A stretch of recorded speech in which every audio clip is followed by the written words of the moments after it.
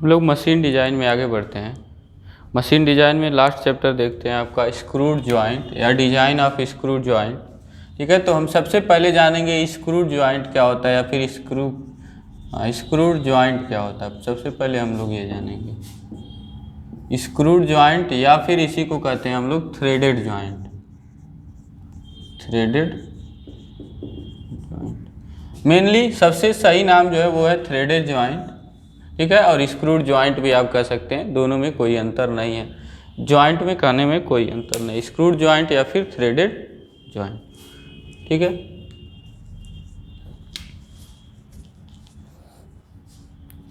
तो screwed joint या threaded joint में पहले सबसे पहले हम जानते हैं थ्रेड क्या होता है। थ्रेड क्या होता है, सबसे जरूरी हमको जानना है कि थ्रेड क्या होता है।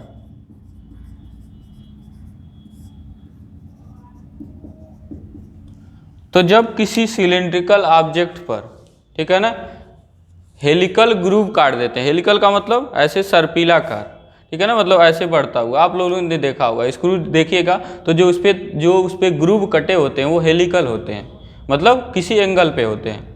ठीक है ना, मतलब उस पर अगर एक परपेंडिकुलर शाफ्ट, ये मान लीजिए शाफ्ट एक्सिस है या फिर वो स्क्रू का एक्सिस है, उसके परपेंडिकुलर एक प्लेन लीजिए, उससे किसी एंगल पे होगा हमेशा। ठीक है ना, तो उसको बोलते हैं हम लोग, यानी हेलिकल ग्रूव काट देना ही थ्रेड कहलाता है। वही क्या कहलाता है, थ्रेड। थ्रेड क्या है, helical grooves on a cylindrical object on a surface of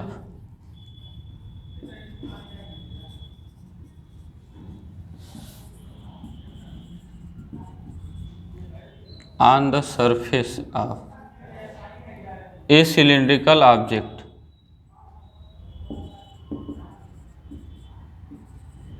यानी कोई सिलिंड्रिकल वस्तु है, ठीक है ना, उसके सरफेस पर क्या हेलिकल ग्रूव काट देना ही थ्रेड कहलाता है। ठीक है, और ये हेलिकल ग्रूव उस सरफेस के आउटर, उस मतलब ऑब्जेक्ट के आउटर सरफेस पर भी हो सकता है, एक सिलिंड्रिकल ऑब्जेक्ट हॉलो टाइप का भी हो सकता है, जैसे एक पाइप है उसके अंदर आप थ्रेड काट दीजिए तो वो क्या हो गया, वो भी एक जो है वो भी क्या हो गया, वो भी थ्रेड कहलाएगा, मतलब उस पर भी हेलिकल ग्रूव काटना थ्रेड कहलाएगा। तो इसके आधार पे, थ्रेड कटने के आधार पे, मतलब थ्रेड बनाने के बाद ऑब्जेक्ट को कई नाम से बुलाते हैं, जैसे कि कई नाम क्या है, जो स्पेशल नाम है ऐसे हैं, एक है, एक क्या है, एक है नट, एक है बोल्ट, पहला बोल्ट, और एक है नट, और एक क्या है, एक है स्क्रू, और दूसरा है, अब मतलब चौथा है जो इसमें, वो कहलाता है स्टड। तो इनमें बेसिकली क्या अंतर है कि बोल्ट में हमेशा ऊपर से क्या लगेगा, एक नट लगेगा।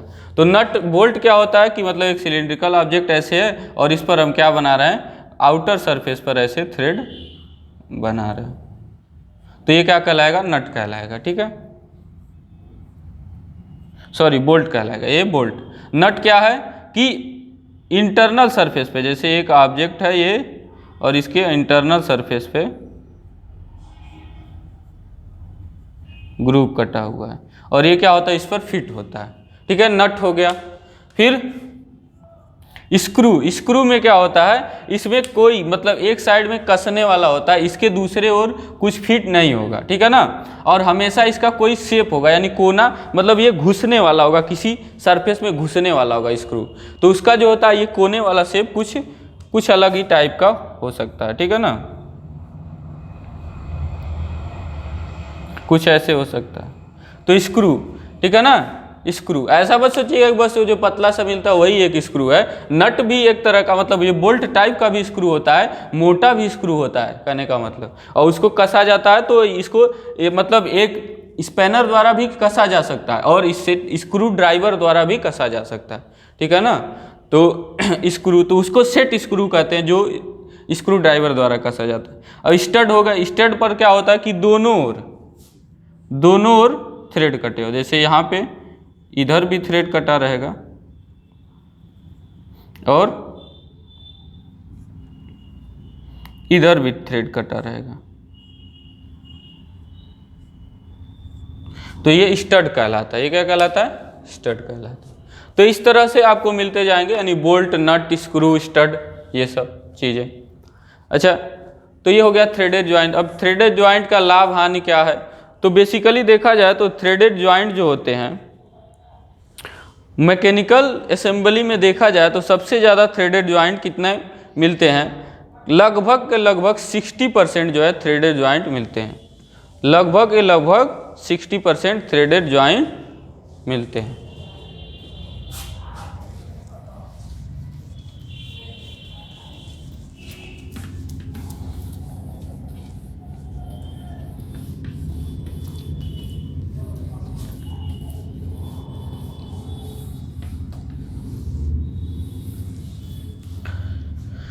तो 60% थ्रेडेड ज्वाइंट मिलते हैं। तो इनके कुछ एडवांटेजेस हैं जो हम बता देते हैं, वैसे आपको लिखा मिल जाएगा, नोट्स भेज दिए हैं आप लोगों के लिए, ठीक है, और उसमें मिल जाएगा। तो कुछ जैसे एडवांटेजेस हैं, जो लाभ हैं, जैसे कि क्या होता है कि ये मतलब बहुत लार्ज क्लैंपिंग फोर्स लगाते हैं, ठीक है ना, जोड़ने पर, मतलब दो चीज़ों को जोड़ने के लिए। और सबसे अच्छी बात यह है कि इसमें वेज एक्शन होता है। वेज एक्शन का मतलब ऐसे सरफेस पर ऐसे होता है, किसी एंगल पे फोर्स लगता है, तो इससे क्या होता है, क्लैंपिंग फोर्स का मान और बढ़ जाता है, ठीक है ना, ठीक। और इसमें लूजनिंग नहीं होता है, तो इसलिए इनको हम क्या बोलते हैं, रिलायबल, बहुत ज़्यादा हाईली रिलायबल हैं, हाईली रिलायबल ज्वाइंट्स होते हैं, ठीक है ना, हाईली रिलायबल ज्वाइंट्स। मतलब इन्हीं के सहायता से जोड़ा गया, जो चार अभी हमने बताया, इनके सहायता से जोड़ा गया ज्वाइंट जो होता है वही थ्रेडेड ज्वाइंट कहलाता है, ठीक है ना, या फिर स्क्रूड ज्वाइंट। तो रिलायबल होते हैं, हाईली रिलायबल होते हैं, ठीक है। दूसरा यह है कि इनको किसी भी पोजीशन पे रखा जा सकता है, ठीक है। अच्छा, पहले इसकी बात करते हैं कि टाइट करने के लिए बहुत कम फोर्स की आवश्यकता लगती है। आप लोग देखते ही हैं कितना कम फोर्स लगा के ही हम क्या कर देते हैं, टाइट कर देते हैं। आप लोगों ने कसा भी होगा बहुत बार, ठीक है ना। तो कम फोर्स की आवश्यकता होती है, टाइट करने के लिए कम फोर्स की आवश्यकता है।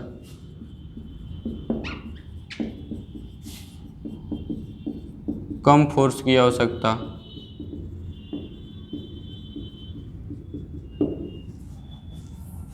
इसकी मैन्युफैक्चरिंग कास्ट बहुत कम होती है, ठीक है ना। और डायमेंशंस, ओवरऑल डायमेंशन बहुत कम होता है। ओवरऑल डायमेंशन कम होने के कारण क्या होता है, ओवरऑल डायमेंशंस कम होने के कारण ये क्या होते हैं, कॉम्पैक्ट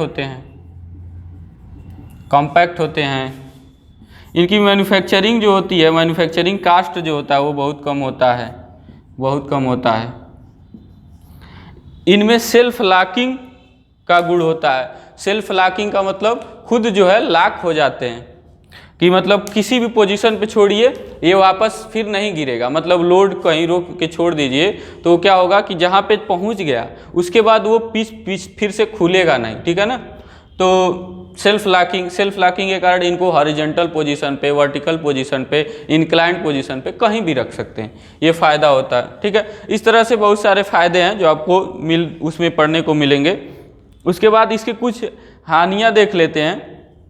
जैसे कि मेन जो है वो है स्ट्रेस कंसंट्रेशन का। स्ट्रेस कंसंट्रेशन में जैसे कि मान लीजिए क्योंकि पता है थ्रेड कटे हैं, तो थ्रेड कटने पर क्या होता है, एरिया कहीं कहीं पे क्या हो जाता है, बहुत शार्प हो जाता है। और शार्प एरिया हो जाता है तो हमने बताया भी था, स्ट्रेस कंसंट्रेशन याद करिए, हम पहला चैप्टर जब पढ़ाए थे, ठीक है। तो उसमें कितना जो है, कितना मतलब हानिकारक चीज़ें बताए थे, मतलब कितनी बड़ी बड़ी घटनाएं भी हो सकती है स्ट्रेस कंसंट्रेशन के कारण। तो वही हो जाता है, स्ट्रेस कंसंट्रेशन ही हो जाता है, ठीक है ना। वाइब्रेशन के कारण जो है ढीले पड़ जाते हैं जॉइंट्स, ठीक है। तो ऐसी हानियाँ भी हैं इसके थ्रेडेड जॉइंट्स के। तो ये मेनली ये दोनों टॉपिक आपके एग्जाम के पॉइंट ऑफ व्यू से इंपॉर्टेंट है कि थ्रेडेड जॉइंट या फिर थ्रेडेड स्क्रूड जॉइंट क्या होता है और इनके लाभ और हानियाँ क्या हैं, ठीक है। उसके बाद आते हैं इनके लोकेशन ऑफ स्क्रू। लोकेशन मतलब कहाँ हम लगाएंगे, तो वही चीज़ है, देखेंगे कि जहाँ पे मजबूत होगा आपका पार्ट, जैसे मान लीजिए दो पार्ट को जोड़ना है तो उस जगह स्क्रू जॉइंट लगाएंगे, क्योंकि स्ट्रेस कंसंट्रेशन होगा, ध्यान रखिए।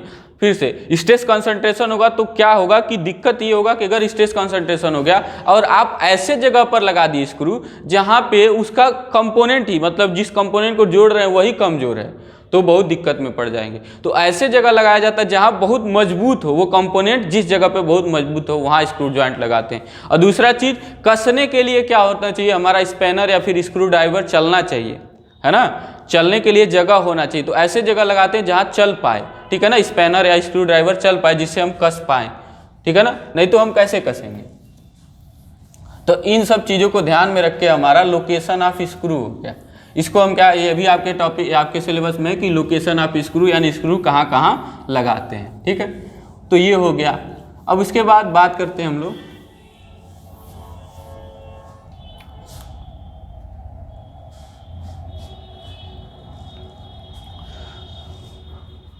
उसके बाद बात करेंगे अब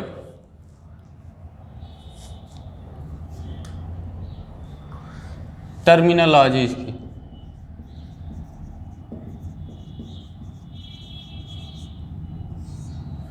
शब्दावलियों की बात करेंगे। तो स्क्रू जॉइंट बनाएंगे, मतलब स्क्रू एक बनाएंगे, ठीक है। आप कह सकते हैं स्क्रू क्या है कि अगर आउटर सरफेस पे बनाया गया है तो वो बोल्ट या स्क्रू कह सकते हैं उसको आप, मतलब थ्रेड जॉइंट को आउटर सरफेस पे बनाया गया है, मतलब सिलिंड्रिकल ऑब्जेक्ट के। और अगर इनर सरफेस पे बनाया गया है तो वो क्या है, एक क्या है, नट है। तो नट और बोल्ट का इसी तरह से डिफरेंस किया जाता है, ठीक है।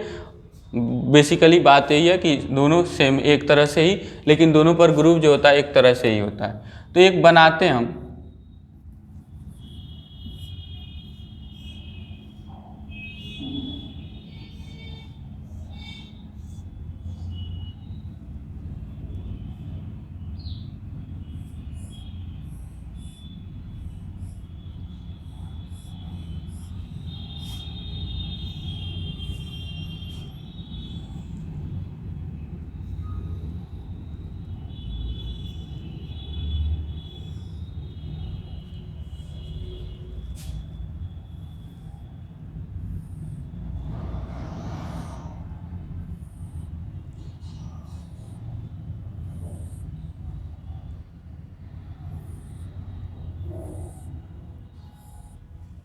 तो हमने एक क्या बनाया, थ्रेड बनाया, ठीक है ना, मतलब बाहरी आउटर सरफेस पे एक थ्रेड बनाया।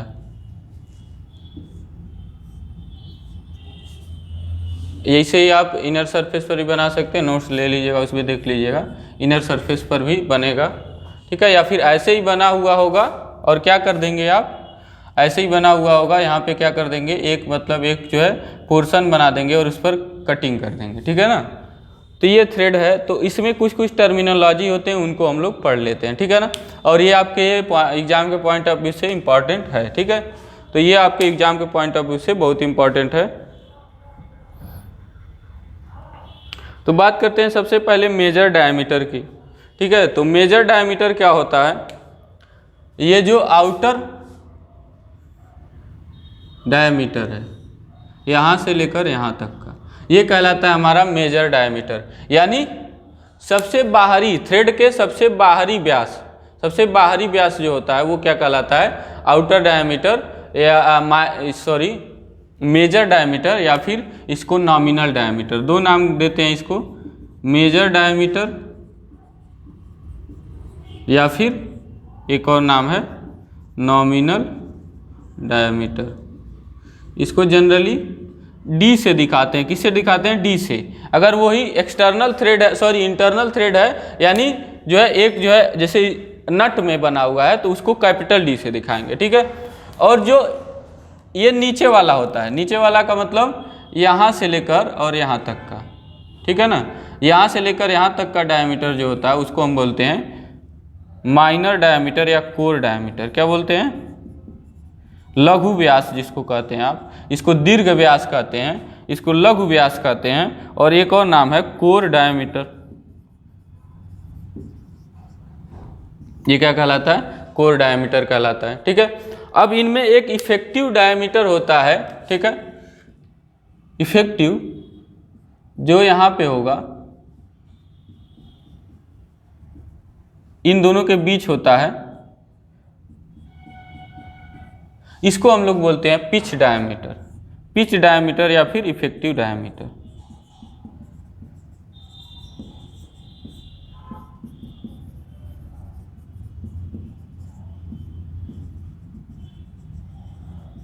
इसको डी से दिखाते हैं, किससे? डी से। और इसको कोर डायमीटर को हम दिखाते हैं डी से, ठीक है। किसी किसी बुक में DO/DI भी किया होगा तो उससे कोई बात नहीं है, हम क्या लेके चलेंगे, कभी कभी आप देख लेंगे ध्यान से, कहीं DI लिखा होगा तो इसका मतलब वो कोर डायमीटर से है, और डी आउटर लिखा है इसका मतलब वो minor diameter, sorry major diameter से है ना, या नॉमिनल डायमीटर से है, ठीक है। अब पिच क्या होता है? पिच क्या होता है?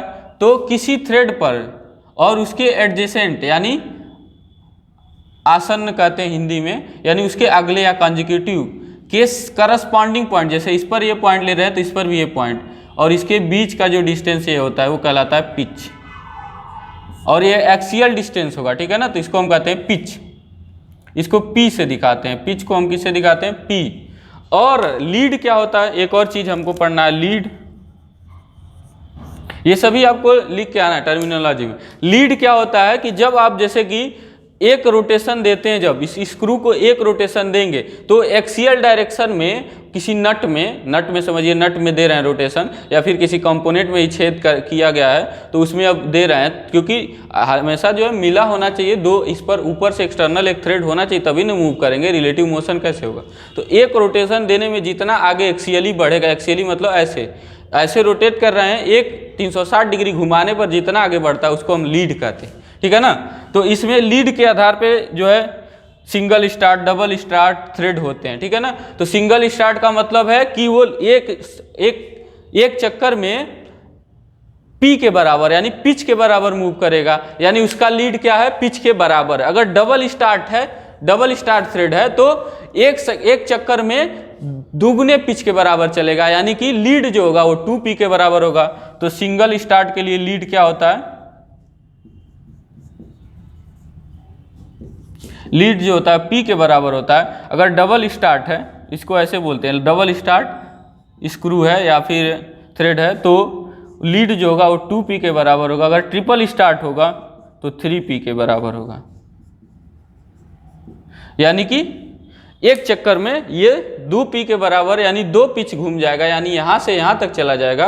अगर ट्रिपल स्टार्ट होगा तो 3 पिच, 1 2 3 यहाँ तक चला जाएगा, ठीक है ना। सॉरी 1 2 3 यहाँ तक जाएगा, यहाँ से यहाँ तक, ठीक है, ट्रिपल स्टार्ट है तो इस तरह से इसके टर्मिनोलॉजी हैं, ठीक है। कुछ और बच रहा है, जैसे कि थ्रेड एंगल क्या होता है। और देखिए ये हिस्सा इसका रूट कहलाता है, ये हिस्सा यानी जहाँ से थ्रेड स्टार्ट हो रहा है बाहर आना, वो क्या कहलाता है? वो बेस जहाँ से स्टार्ट हो रहा है उसको हम रूट कहते हैं, उसी को हम क्या कहते हैं? रूट कहते हैं, ठीक है। अब इसमें कुछ चीज़ें बच रही हैं, जैसे कि आपका बच रहा है टेंसाइल स्ट्रेस एरिया, ठीक है। पहले थ्रेड एंगल की बात करते हैं। तो थ्रेड एंगल क्या होता है? थ्रेड एंगल मतलब दो थ्रेड्स के बीच का एंगल, ये एंगल होता है थ्रेड एंगल। यही हेलिक्स एंगल क्या होता है? हेलिक्स एंगल होता है कि इस पर आप ऐसे इस एक्सिस के परपेंडिकुलर लाइन खींचिए और ये जो एंगल कितना बना रहा है, एक थ्रेड जो है इससे कितना एंगल बना रहा है, वो हेलिक्स एंगल कहलाता है। तो ये हेलिक्स एंगल ये है,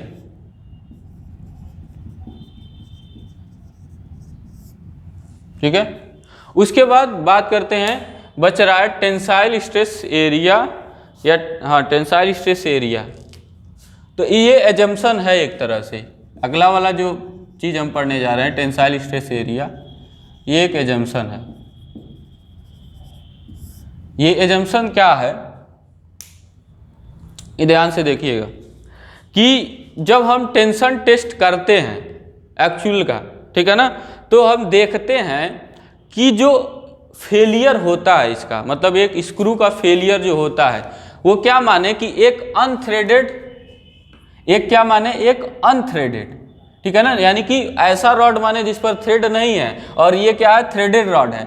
तो अगर इसको एज्यूम करें कि एक अनथ्रेडेड रॉड है यानी कि उस पर कोई थ्रेड नहीं किया गया और उसका डायामीटर कितना है, उसका डायामीटर कितना है dp + dc/2, इतने के बराबर डायामीटर है और एक सिलेंड्रिकल ही है। अब इसका जो फेलियर होगा, ये जो फेल होगा जिस स्ट्रेस पर, उसी स्ट्रेस पर ये भी फेल होगा। ये थ्रेड मतलब ये स्क्रू भी फेल होगा, स्क्रू कहिए या फिर बोल्ट कहिए, ठीक है ना। तो इस तरह से इसका मान हमको क्या करता है, आगे हम टेंसाइल फेलियर में यूज करते हैं। यानी इतने डायमीटर का जो एरिया होता है, यानी इस डायमीटर पे जो एरिया होगा, यानी इसको क्या कर दें फिर π/4 और इसका क्या कर दें हम स्क्वायर कर दें। तो इतना जो एरिया होता है वो जो होता है ये टेंसाइल फेलियर एरिया होता है इस थ्रेड के लिए। तो यहाँ देखिएगा ध्यान से, एजम्पशन है, एक तरह से एज्यूम करके कर रहे हैं। एज्यूम क्या करके कर रहे हैं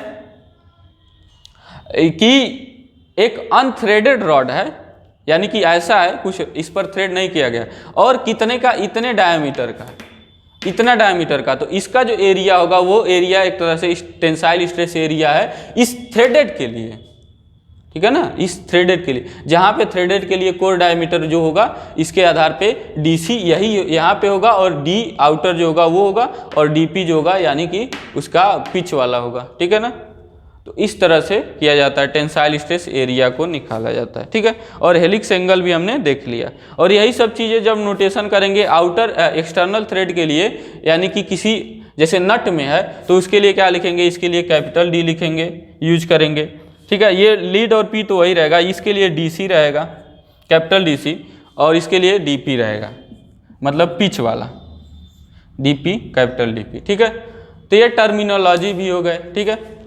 अब कुछ टाइप के स्क्रू थ्रेड होते हैं, आप लोग क्या करिएगा, किसी बुक से देख लीजिएगा, वैसे आपके सिलेबस में नहीं दिया है, लेकिन कुछ टाइप के देख लीजिएगा, मान लीजिए आ गया तो, जैसे कि व्हिटवर्थ हो गया, ठीक है, स्क्वायर थ्रेड हो गया, ये सब देख लीजिएगा। स्क्वायर थ्रेड हो गया, व्हिटवर्थ हो गया, ठीक है, ब्रिटिश हो गया, ठीक है। और एक ट्रेपोजाइडल थ्रेड भी होता है, ठीक है, जो पावर स्क्रू में यूज होता है। पावर स्क्रू में दो ही टाइप के यूज होते हैं थ्रेड, वो होता है एक स्क्वायर थ्रेड और एक होता है ट्रेपोजाइडल थ्रेड जनरली, लेकिन स्क्वायर थ्रेड ही यूज किया जाता है। तो उनको देख लीजिएगा, वैसे आपके सिलेबस में नहीं है। अब बात करते हैं डेजिग्नेशन, डेजिग्नेट कैसे करेंगे थ्रेड को।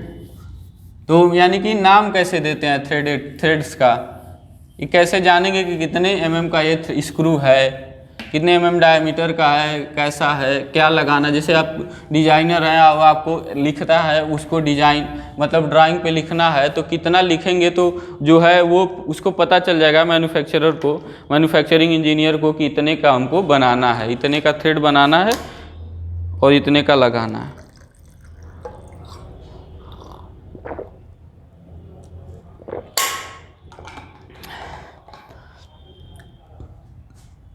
तो जनरली दो टाइप के थ्रेड्स होते हैं, एक मेट्रिक थ्रेड, ठीक है, मेट्रिक कोर्स,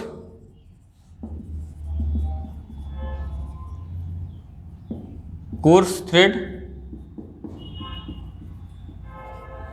और एक होते हैं मेट्रिक फाइन। कोर्स का मतलब होता है रूखा होगा एक तरह से, और फाइन का मतलब बहुत बारीक होगा या फिर बहुत अच्छे से पॉलिश्ड होगा एक तरह से। तो इनको जैसे मेट्रिक कोर्स वाले को डेजिग्नेट करने के लिए केवल M से दिखाते हैं, M, और उसके आगे लिखते हैं नॉमिनल डायामीटर। तो उसके आगे क्या लिखते हैं, नॉमिनल डायामीटर। नॉमिनल का मतलब जो सबसे बाहर वाला, यानी अभी मेजर डायामीटर। तो ये क्या है, एक 10 mm मेजर डायमीटर वाला क्या है, एक मेट्रिक थ्रेड है, मेट्रिक कोर्स थ्रेड है, M10 का मतलब, ठीक है। और अब अभी इसकी बात करते हैं अगले के लिए।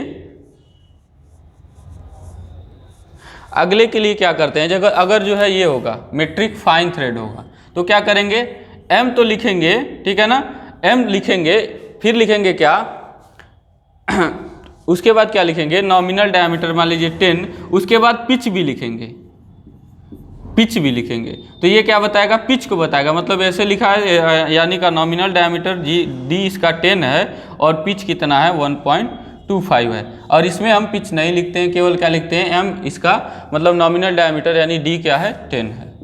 तो इस तरह से डिजिग्नेट करते हैं स्क्रू थ्रेड्स को, ठीक है ना, डेजिग्नेशन यानी कि कैसे हम पता करेंगे कि किस टाइप का स्क्रू, मतलब कितने डायमीटर का स्क्रू थ्रेड है। ठीक है,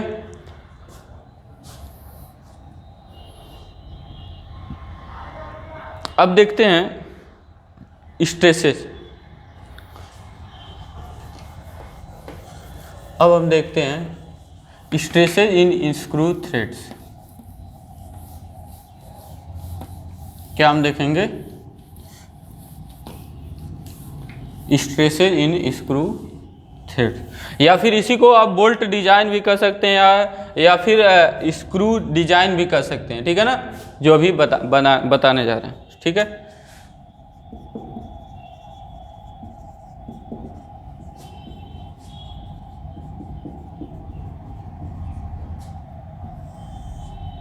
स्ट्रेसेस इन स्क्रू थ्रेड। ठीक है, या फिर थ्रेडेड फास्टनर भी आपके जो बुक में, जो मतलब आपके सिलेबस में बीटी बोर्ड पर जो हेडिंग दिया है स्ट्रेसेस इन थ्रेडेड फास्टनर दिया है।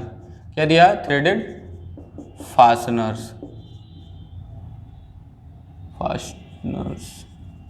फास्टनर्स का मतलब जोड़ना ही है, जोड़ने वाले। स्थिरक हिंदी में क्या लिखा होगा आपके? स्थिरक लिखा होगा। तो स्ट्रेसेस इन थ्रेडेड फास्टनर्स यानी कि थ्रेडेड ज्वाइंट्स में जो स्ट्रेसेस इंड्यूस होते हैं उनकी बात करेंगे। यानी एक तरह से थ्रेडेड ज्वाइंट में लगा ही क्या होता है? क्या लगा होता है? एक बोल्ट लगा होता है, नट लगा होता है। ठीक है, यही लगे होते हैं। तो उसी बोल्ट में कितना स्ट्रेस उत्पन्न होता है, ठीक है, या फिर स्क्रू भी कह सकते हैं आप, उस स्क्रू में कितना, सेट स्क्रू भी हो सकता है वो, मतलब एक स्क्रू भी हो सकता है वो, एक जो है क्या हो सकता है? स्टड भी हो सकता है। लेकिन है क्या मेनली? उस पर थ्रेड ही तो बनाए गए हैं। तो यानी कि बात सबके लिए सेम ही है, वही चीज़ यहाँ पे लागू होगा। यानी आपके बोल्ट डिजाइन कर दिया जाए, जो कि पिछली बार पूछा गया, तो यही चीज़ करना है। ठीक है ना, तो इसको और ऊपर लिखते हैं या फिर इस हेडिंग को ही मिटाते हैं। तो इसमें जो है 3 तरह से स्ट्रेसेज उत्पन्न होते हैं। ठीक है ना, 3 तरह से हम लोग पढ़ेंगे, जो कि आपके सिलेबस में साफ साफ ऐसे ही लिखा हुआ है। ठीक है, ऐसे ही आपके सिलेबस में लिखा हुआ है, ऐसे 3 तरीके से हम लोग पढ़ेंगे। ठीक है, ऐसे ही हम 3 तरीकों से पढ़ेंगे चीज़ों को। तो क्या पढ़ते हैं पहले? Initial stress due to tightening. ठीक है, यानी टाइट करने के कारण जो स्ट्रेस उत्पन्न होता है। तो पहला चीज हम देखेंगे initial stresses due to tightening, TIGSTENISG, या फिर इसी को बोलते हैं, या फिर बोलते हैं स्क्रू अप फोर्स।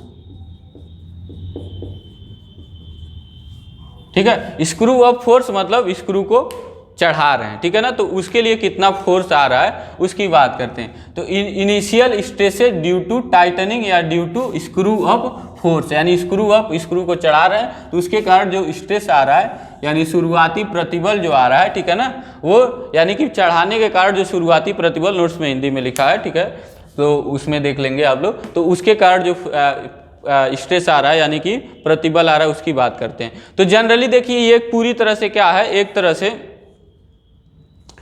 अब इसकी बात करते हैं।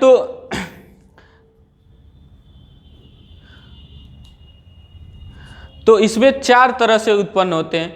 पहला चीज है बोल्ट के सैंक में टेंसाइल स्ट्रेस। पहला क्या है? बोल्ट के सैंक में टेंसाइल स्ट्रेस, तनाव प्रतिबल जिसको हम कहते हैं। ठीक है, ये चीजें उत्पन्न हो सकती है। मतलब स्क्रू अप, मतलब क्या करना है, आप जब उसको चढ़ा रहे हैं, ठीक है ना, तो चढ़ाने से ये स्ट्रेस उत्पन्न हो सकते हैं। ठीक है, चढ़ाने से ये स्ट्रेसेज उत्पन्न हो सकते हैं। एक सेकंड,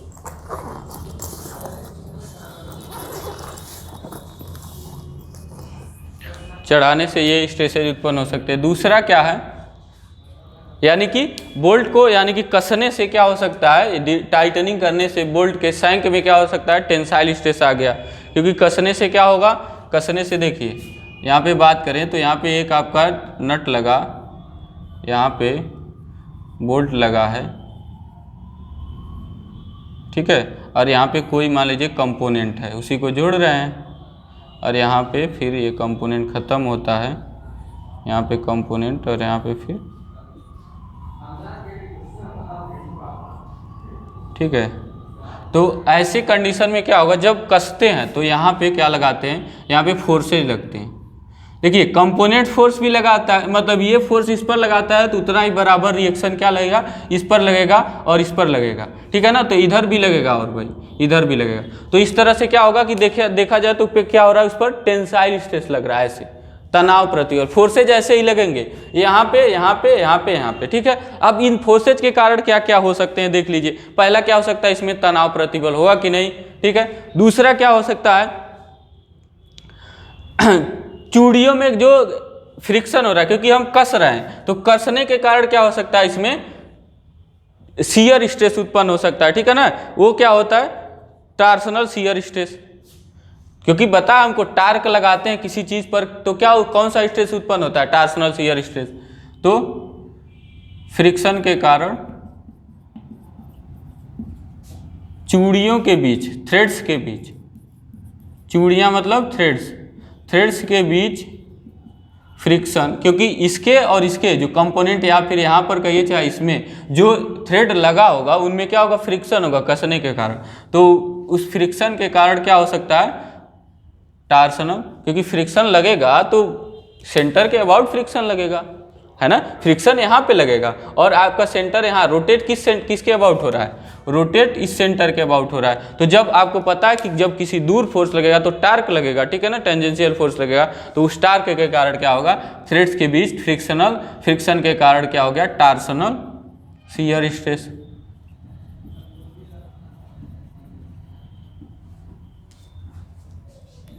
तीसरे की बात करते हैं, तीसरा क्या उत्पन्न हो सकता है, तीसरा है कि थ्रेड पर संपीड़न, ठीक है, यानी कंप्रेसिव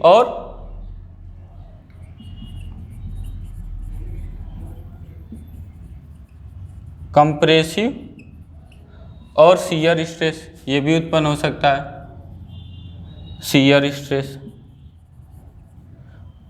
चौथा क्या है, देखिए चूंकि यहाँ पे क्या है, फोर्सेज कैसे लग रहे हैं, एक्सेंट्रिक है, क्योंकि ये सेंटर यहाँ पर है तो एक्सेंट्रिक फोर्सेज लगते हैं, यानी सेंटर से दूर लगते हैं, लॉन्गिट्यूडिनल। तो क्या हो सकता है, बेंडिंग मोमेंट भी आ सकता है, तो बेंडिंग मोमेंट के कारण बेंडिंग स्ट्रेस। तो इतने चार तरह के स्ट्रेसेज इस मतलब बोल्ट के टाइट करने से उत्पन्न हो सकते हैं, ठीक है। तो इसमें होता क्या है कि दो चीज़ें, जो ये ऊपर के दो चीज़ें वो तो निकाल पाना आसान होता है, इनका गणना कर पाना, एनालिसिस कर पाना आसान होता है, क्योंकि थ्रेडेड जॉइंट इतने आसान भी नहीं होते एनालाइज करने के लिए।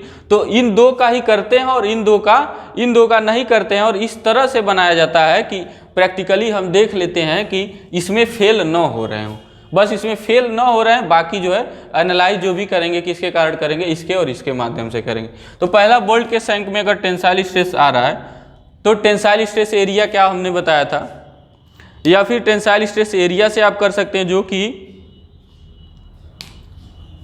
कि हमने अभी बताया है कि मान लीजिए कि टेंसाइल स्ट्रेस सिग्मा टी है, जो कि एफ टी आपको मिल सकता है, एफ टी भी लिखा, ठीक है। तो क्या होगा कि फोर्स अपान एरिया, तो फोर्स मान लीजिए इस पर लग रहा है पी फोर्स, ठीक है ना, पी फोर्स लग रहा है, फोर्स पी लग रहा है, ठीक है ना, मान लीजिए फोर्स पी लग रहा है या P1 कहिए या कुछ भी, फोर्स P1 लग रहा है। जो एक्सियल फोर्स है वो एक्सियल दिशा में जो फोर्स है वो P1 लग रहा है, तो क्या होगा एरिया, तो एरिया भी हमने क्या किया था, π/4 dP माइनस dC/2 का होल स्क्वायर। इस एरिया से भी क्या कर सकते हैं, सिग्मा टी टेंसाइल, क्योंकि अभी हमने कहा था कि पीछे जब पढ़ा है तो कहा कि टेंसाइल एरिया हमने बताया था ना एक, उसके आधार पे क्या हो गया, इस एरिया के आधार पे हम क्या निकाल सकते हैं, सिग्मा टी निकाल सकते हैं। चलिए, और ये नहीं होता है तो क्या होता है, एक एम्पिरिकल फार्मूला भी है, इसके आधार पे हो गया। दूसरा चीज़ क्या होता है, एक एम्पिरिकल फार्मूला होता है, और एम्पिरिकल फार्मूला ये होता है, एम्पिरिकल फार्मूला क्या होता है, P1 मान लीजिए P1 फोर्स लग रहा है तो P1 हो गया K × D, इसके बराबर हो गया, यानी लगने वाला फोर्स K इंटू डी, और ये डी क्या है, डी जो है कोर नॉमिनल डायमीटर, जहाँ डी क्या है नॉमिनल डायमीटर है, डी क्या है नॉमिनल डायमीटर, और K का मान 1420 हो सकता है, या कहीं कहीं 1450 या 40 आपको देखने को मिल जाएगा। 1420 होता है किसके लिए, जब ये कैसा नॉर्मल कंडीशन के लिए हो गया, और अगर टाइट फ्लूइड टाइट है तो 2840, ठीक है, अगर टाइट है तो 2840, कभी कभी 2840 आपको देखने को मिलेगा, किसी में 2850, ये सही है, ये 1420 ही रहेगा ये वाला, कहीं किसी किसी बुक में 2840 मिलेगा, किसी में 2850, ठीक है। और अगर जो है बहुत एकदम जनरल कंडीशन आप लेते हैं तो ये 2850 से कम लेते हैं, मतलब जनरल कंडीशन में, जनरली कभी भी आपको लेना है तो। अगर बहुत प्रिसाइजली लेते हैं तो अगर वो बहुत छोटा, बहुत ज़्यादा दिक्कत नहीं है तो K का मान इतना होगा, और जो फ्लूइड टाइट लेंगे तो K का मान इतना होगा। तो इस आधार पे हम क्या निकाल लेते हैं, नॉमिनल डायमीटर निकाल लेते हैं। और ये क्या है, एक्सपेरिमेंटल रिजल्ट है, ठीक है ना। तो D का मान फोर्स P1 लगने के कारण, यानी मतलब कसने के कारण जो एक्सियल फोर्स तो वही लगेगा, क्योंकि कसेंगे तो ऊपर की ओर एक फोर्स लगेगा, ठीक है ना, चूड़ियों के बीच में, और उस फोर्स का मान कुछ होगा, कसने से पता चलेगा, ठीक है ना। देखिए स्क्रू अप फोर्स जो होता है वो आपके मतलब इसमें डेरिवेशन है नहीं, मैं जो है एक बार फार्मूला लिख देता हूँ। ये कसने के मतलब कसने के लिए फोर्स जो लगता है उसका फार्मूला क्या होता है, तो किसी स्क्रू को कसने के लिए जो फार्मूला होता है उसको हम लिखते हैं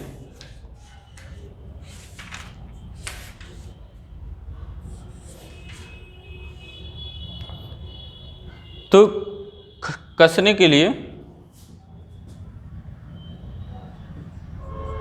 P जो होता है, P equal to W tan phi plus alpha. आपको ये करना नहीं है, बिल्कुल भी टेंशन मत लीजिए। tan फाई प्लस अल्फा, यानी W क्या है कि मान लीजिए इस पर लगने वाला भार है, मतलब कस रहे हैं हम, तो ऊपर जो स्क्रू पर जो फोर्स लग रहा है, पूरा लोड जो है ऊपर से कुछ लोड होगा मान लीजिए, तो वो जो लोड लग रहा है वो W है मान लीजिए, ठीक है। या फिर अगर आप किसी के अंदर मतलब आप जो है अगर किसी किसी कंपोनेंट के अंदर तो आप कितना फोर्स लगा रहे हैं, मतलब कितने प्रेस कर रहे हैं, ठीक है ना, प्रेसिंग भी होगा ना कुछ, तो उस प्रेस का मतलब वो W फोर्स। और फाई क्या होता है, फ्रिक्शन एंगल होता है, और अल्फा जो होता है हेलिक्स एंगल। अल्फा क्या है अपना हेलिक्स एंगल जो अभी बताए थे, ठीक है। तो इस आधार पे निकाल लेते हैं P का मान, तो P का मान ये है समझिए। तो W के कारण ये क्या हो गया, स्क्रू अप फोर्स हो गया, और D का मान यहाँ से निकल जाएगा, K का मान यहाँ से पता ही है, ठीक है।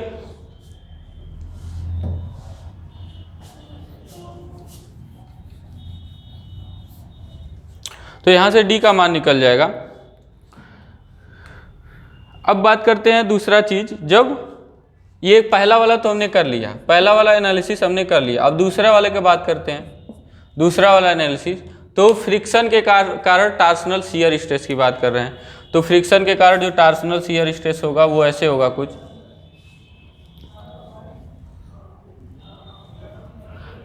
अभी हमने पढ़ा है टाउ इज इक्वल टू, पहले हम लोगों ने पढ़ा था, याद करिए फार्मूला, तो इससे निकाल लेते हैं 16T अपान, तो वही ये T का जो वैल्यू आएगा इसी से जो अभी हमने देखा, क्या देखा, P is equal to W, ठीक है, tan फाई प्लस अल्फा। तो ये T का मान जो आएगा वो कहाँ से आएगा, T का मान जो होगा वो हम मानते हैं कि कितना मीन डायमीटर, एक उसका मीन डायमीटर होगा, आउटर और इनर का कोर का जो आधा कर दे, मतलब जोड़ के आधा कर दे तो क्या होता है, औसत होता है, तो उसका मीन डायमीटर यानी कि WDM अपान 2, जहाँ DM क्या है D प्लस DC अपान 2 के बराबर है। और इतना जो होगा टार्क लगेगा, ये T जो होगा ये होगा इतना tan फाई प्लस अल्फा, यानी इतने मान के बराबर क्या लगता है, ये टार्क लगता है, ठीक है। तो ये टार्क भी यहाँ से आप निकाल सकते हैं, ठीक। तो ये टार्क और ये P इन दो फार्मूले से निकलेगा, ठीक है। और ये अब निकालने के लिए टाउ जो होगा उसमें इंड्यूस शियर स्ट्रेस होगा 16T अपान पाई D क्यूब, जहाँ DC ये क्या है, कोर डायमीटर है, ठीक है ना। DC यहाँ पे क्या लेंगे हम लोग, कोर डायमीटर लेंगे, ठीक है। यहाँ पे, क्योंकि फ्रिक्शनल टार्क जो होगा जहाँ पे कांटेक्ट रहेगा, कांटेक्ट कोर डायमीटर पर होगा, ठीक है ना, तो वहीं से हम लेंगे, ठीक है। तो DC हो गया। तो यहाँ से क्या हम निकाल सकते हैं, उसका कोर डायमीटर निकाल सकते हैं। यहाँ से हम क्या निकाल सकते हैं, कोर डायमीटर DC निकाल सकते हैं। यहाँ से क्या निकाल सकते हैं, नॉमिनल डायमीटर निकाल सकते हैं। तो ये दोनों चीज़ें हो गई। कौन सा, पहला कंडीशन, पहले कंडीशन पे, पहला कंडीशन क्या था, initial stresses due to tightening, ठीक है ना, यानी कि टाइटनिंग के कारण, initial stresses due to tightening या फिर स्क्रू अप फोर्स, इसके कारण जो है स्ट्रेस का मान हो गया ये, यानी कि इतना स्ट्रेस उत्पन्न होगा।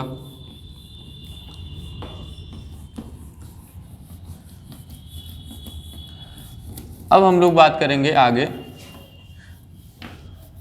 दूसरा जो आपका टॉपिक दिया है आपके सिलेबस में, दूसरा कैसे करना है।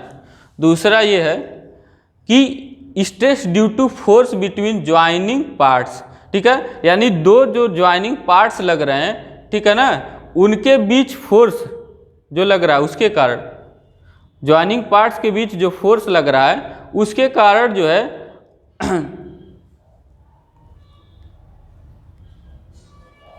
उसके कारण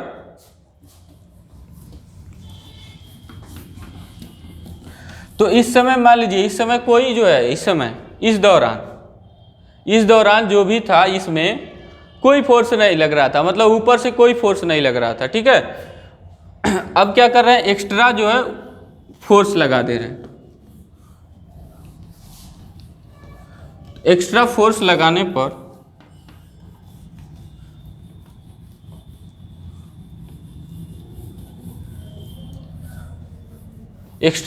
लगाने पर क्या क्या हो सकता है, एक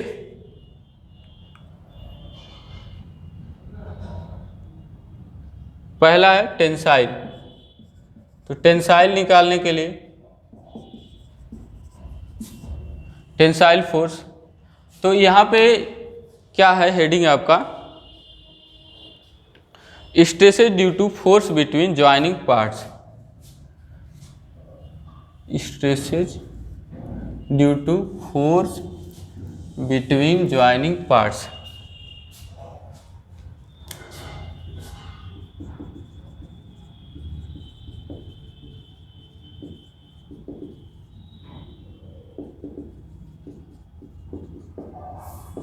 तो मान लीजिए कि अब आपने कस दिया है, ठीक है, स्क्रू वगैरह, स्क्रू नट सब कुछ कस दिया गया। अब भाई शुरू में तो लगा, जब कस रहे थे तब तो लगा, तब भी एनालाइज कर लिए, और कसने के दौरान भी जो भी लग रहा था, इनिशियल स्ट्रेस जो हो गया वो शुरुआती स्ट्रेस। अब इसे मान लीजिए अब कस दिया, फिट हो गया। अब उसके बाद जो है जो भी लगेगा, मान लीजिए ज्वाइनिंग पार्ट्स हैं, दो पार्ट्स है, मैकेनिकल असेंबली है, तो वहाँ पे फोर्स लगना ही है, जाहिर सी बात है। तो मान लीजिए टेंसाइल फोर्स लग रहा है, तब उस पर क्या लग रहा है, टेंसाइल फोर्स, जो एक्सटर्नल टेंसाइल फोर्स है, ये उसका वाला नहीं है, ये क्या है, एक्सटर्नल टेंसाइल फोर्स है। तो उसके लिए जो टेंसाइल फोर्स मान लीजिए P2 है, मान लीजिए टेंसाइल फोर्स का मान P2 है, तो P2 इज इक्वल टू क्या होगा, P2 इज इक्वल टू क्या होगा, अब यहाँ पे क्या लेंगे, π/4 DC square into sigma T, या सिग्मा टी को ही आपके नोट्स में FT लिखा गया होगा, DC को क्या लिखा गया होगा, DI। तो उसमें कोई दिक्कत नहीं है, बात एक ही है दोनों का, ठीक है ना, दोनों का मतलब एक ही है। यानी कि अब देखिए ध्यान से, यानी कि उस पर टेंसाइल फोर्स लग रहा है, तो अब क्या है, टेंसाइल फोर्स के लिए इफेक्टिव एरिया क्या होगा, देखिए स्क्रू अप फोर्स नहीं है, ये एक्सटर्नल फोर्स है, तो उसका जो एरिया होगा, जो मतलब मिनिमम एरिया कहाँ पर है, मिनिमम एरिया आपके DC पर है। जैसे आप ज्वाइंट में पढ़ते थे वैसे याद करिए, तो अब ज्वाइंट में जो पढ़ते थे उससे उस तरह से याद करिए। वो सब था शुरू में जब हम जो उसको कस रहे थे तब स्ट्रेसेज थे, जो पहले अभी हमने निकाला। अब क्या है, वो स्ट्रेसेज हैं जो क्या हो रहे हैं, अब कसा गए हैं, सब कुछ फिट हो गया, अब ऊपर से टेंसाइल फोर्स लग रहा है। यानी दो कंपोनेंट हो सकता है कि जुड़े हुए हैं, जैसे कि मान लीजिए यहाँ पे क्या है, एक सिलेंडर कवर है और सिलेंडर है, उसको जोड़ा गया है, ठीक है, एक सिलेंडर कवर और सिलेंडर को यहाँ पे जोड़ा गया है बोल्ट के द्वारा, ऐसे हो सकता है। यहाँ पे सिलेंडर कवर है और ऐसे ये सिलेंडर कवर है, सिलेंडर है और ऐसे जोड़ दिया गया, ठीक है ना, ऐसे क्या कर दिया गया, जोड़ दिया गया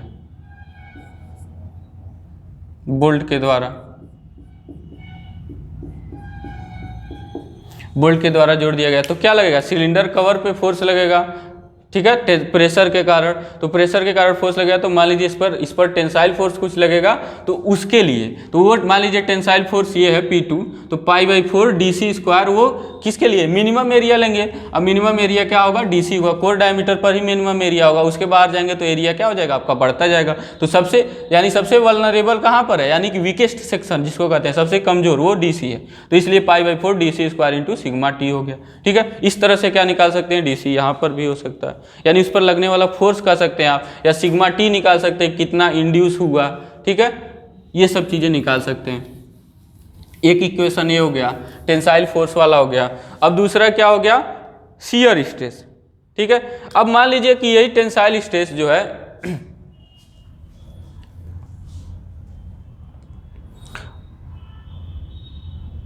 अब मान लीजिए अगर बोल्ट एक से ज़्यादा है, जैसे यहाँ पे 1 बोल्ट लगा है, अब बोल्ट 1 से ज़्यादा है तो सब पे क्या हो जाएंगे, बढ़ जाएंगे। मान लीजिए 1 बोल्ट पे ये लगने वाला फोर्स P2 था, और टोटल फोर्स क्या है, F है।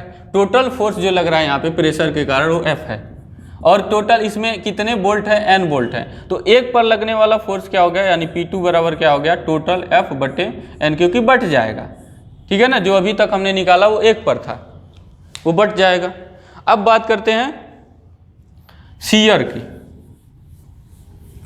अब किसकी बात करेंगे, शियर। तो याद करिए, इसमें हमने शियर वाला जो है कपलिंग में एक तरह से बताया था, ठीक है, कि एक शियर एरिया होगा, ठीक है ना, शियर स्ट्रेस, क्योंकि हमने बताया था ऐसे शियर, ऐसे बोल्ट है, मान लीजिए कि क्या लगा इस पर, शियर स्ट्रेस हो रहा है, शियर हो रहा है, तो ऐसे बोल्ट लगा था, तो किसी फोर्स के कारण क्या बोल्ट का शियर हो रहा है, बोल्ट के एरिया का क्या हो सकता है, शियर हो सकता है। तो इसका क्या हो गया, ये नॉमिनल डायमीटर, हम लोग कौन सा वाला डायमीटर लेते थे, मान लीजिए नॉमिनल डायमीटर ले रहे हैं, ठीक है। तो नॉमिनल डायमीटर के लिए एरिया जो होगा वो क्या होगा, π/4। हम लोग देखते थे कैसा, ध्यान दीजिए, कपलिंग वाला, तो π/4 d² होता था, ठीक है ना। तो ये एरिया हो गया, तो शियर स्ट्रेस क्या हो गया, फोर्स मान लीजिए उसी फोर्स P2 के कारण हो रहा है, तो P2 अपान होगा, P2 अपान एरिया π/4 d², या फिर शियर जो फोर्स हो गया वो शियर फोर्स का मान P2 या PS कर दीजिए, या क्योंकि बुक में आपके PS दिया है तो PS मान लीजिए, शियर फोर्स जो होगा वो क्या होगा, π/4 d² × टाउ। अब मान लीजिए अगर बोल्ट की संख्या N है तो यहाँ पे क्या कर देंगे, N रख देंगे, क्योंकि टोटल ये 1 का है, और टोटल कितना होगा, इतना होगा, तो इतना शियर फोर्स लगा, ठीक है। अब इसका तीसरा वाला भाग जो है हम लोग नेक्स्ट वीडियो में देखेंगे, ठीक है। इसका तीसरा वाला भाग यानी कंबाइंड, जब क्या हो रहा है, स्क्रू अप फोर्स, ठीक है, वो भी लगा है, और कंबाइंड एनालिसिस देखेंगे, यानी स्क्रू अप फोर्स जो भी था, स्क्रू अप फोर्स जो लग रहा है यानी टाइट करने के दौरान, और फिर क्या हो रहा है बाहर से जो फोर्स लग रहा है, उन दोनों का कंबाइंड इफेक्ट देखेंगे, ठीक है। तो कंबाइंड वाला हम लोग नेक्स्ट वीडियो में देखेंगे। फिर एक पावर स्क्रू का डिजाइन देखेंगे, फिर आपका चैप्टर खत्म हो जाएगा। और आपको याद दिला दे, स्क्रू जैक का जो भी है डिजाइन, ठीक है, आपके लिए अगर जो है करना है तो आप नोट्स में देख सकते हैं, लेकिन हम ये कहेंगे एग्जाम में आप वो कर नहीं पाएंगे, क्योंकि आपको एक तो फिगर बनाना है, फिगर बहुत उसका थोड़ा जो है लेंदी है, तो लेंदी फिगर हो गया। फिर उसके बाद स्टेप्स उसमें कम से कम 16 हैं, तो 16 स्टेप लिखने में आपके लगभग 5 पेज तो लग ही जाएंगे, क्योंकि बुक में अगर 3 से 4 पेज में दिया है तो आपका कॉपी में 4 से 5 पेज से हो तो ऊपर लग ही जाएगा। तो इस तरह से आप कर नहीं पाएंगे, तो उसको छोड़ने के लिए रेडी रहिए, क्योंकि बहुत लंबा है डिज़ाइन। लेकिन पावर स्क्रू बताएंगे, पावर स्क्रू मतलब सी क्लैंप का, स्क्रू क्लैंप का, इसका जो है डिज़ाइन एक तरह से होता है, और उसको पावर स्क्रू भी कहते हैं, डिज़ाइन ऑफ पावर स्क्रू, ठीक है। उसमें कुछ चीज़ें और ऐड हो जाती हैं, तो इसलिए वो क्या बन जाता है, वो बन जाता है ये स्क्रू जैक, ठीक है ना। तो स्क्रू जैक को हम लोग क्या करेंगे, आप लोग देखना है, देख लीजिए, जिसको जो पूछना होगा तो मेरे पास मैसेज कर देगा, हम बता देंगे, ठीक है। लेकिन वीडियो में कर नहीं पाएंगे क्योंकि बहुत लंबा हो जाएगा, ठीक है। मिलते हैं नेक्स्ट वीडियो में, शुक्रिया।